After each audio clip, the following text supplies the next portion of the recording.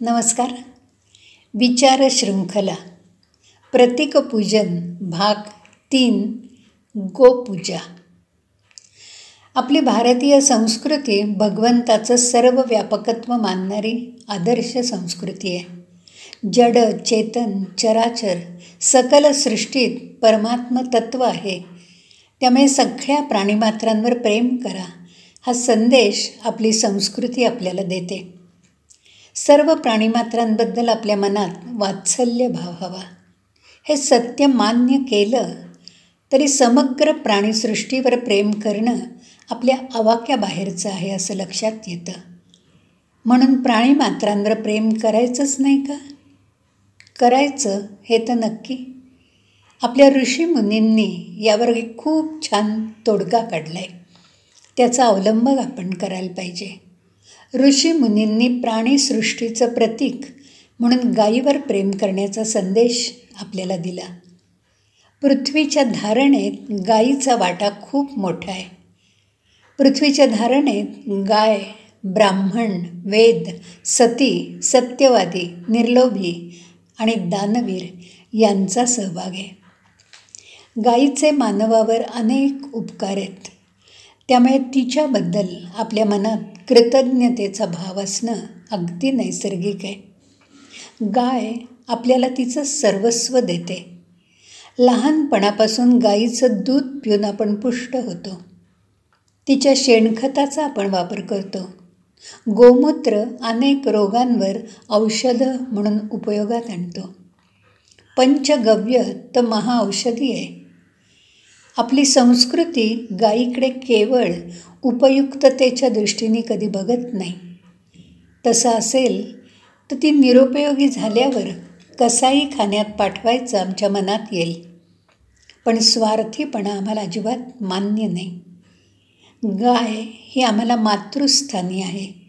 ती आमची दूध देणारी माता आहे. त्यामुळे तिचं प्रेमाने पालन करणं, तिला पोसणं आणि तिची पूजा करणं हे आमचं कर्तव्य आहे. गाय उपयोगी असो वा नसो, ती मातृस्थानी असल्यामुळे नित्य पूजास्थानी आहे. तिचं स्थान आमच्या अंतरंगी आहे.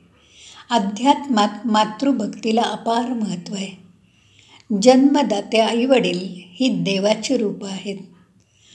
गाय मातृस्थानी आहे म्हणून तिला देवत्व प्राप्त झालं. आपण भगवान श्रीकृष्णाला गोपालकृष्ण म्हणतो. श्रीकृष्णाने गाईला प्रेमदान दिलं.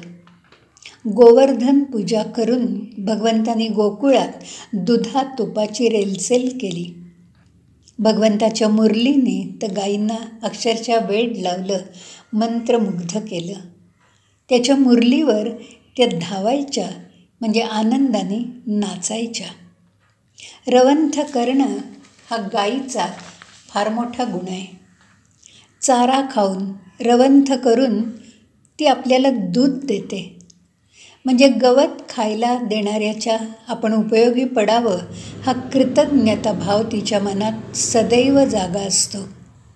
माणसाने तिच्याकडून हा गुण शिकायला हवा. ज्याच्या घरचं मीठ खावं त्याला जागावं हे माणसाला बजावून सांगावं लागतं. गाईला नाही कधी सांगावं लागत. आपण वाचलेलं ऐकलेलं असंख्य विचार सोडून न देता त्या विचारांचा रवंथ करावा.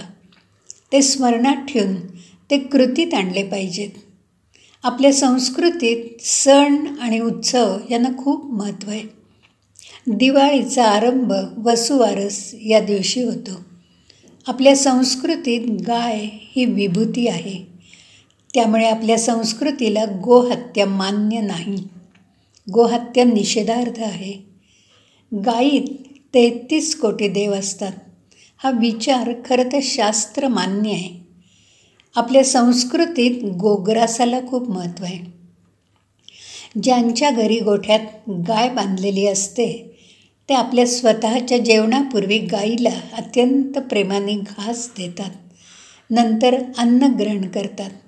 ममतेने तिच्या पाठीवर हात फिरवून वात्सल्य भावनेने तिला पाणी पाजतात. ती मुकी असली तरी तिला भावभावना आहेत हा विचार संस्कृतीने आपल्याला दिला. सर्वोपनिषदो गावो म्हणजे उपनिषद हे गाय आहे. या उपनिषदांमधल्या मौलिक विचारांचं भगवंतांनी दोहन करून गीतारूप दूध जगाला पिण्यासाठी दिलं. गीता हा आमचा जीवनग्रंथ आहे. आपण भोजनप्रिय माणसं आहोत. आपल्या भोजनात गोरसाला म्हणजे दूध, दही, लोणी आणि तूप याला अनन्यसाधारण महत्त्व आहे. याची प्राप्ती आपल्याला गायीमुळे होते. हा कृतज्ञताभाव नित्य मनी असणं म्हणजेच गोपूजन.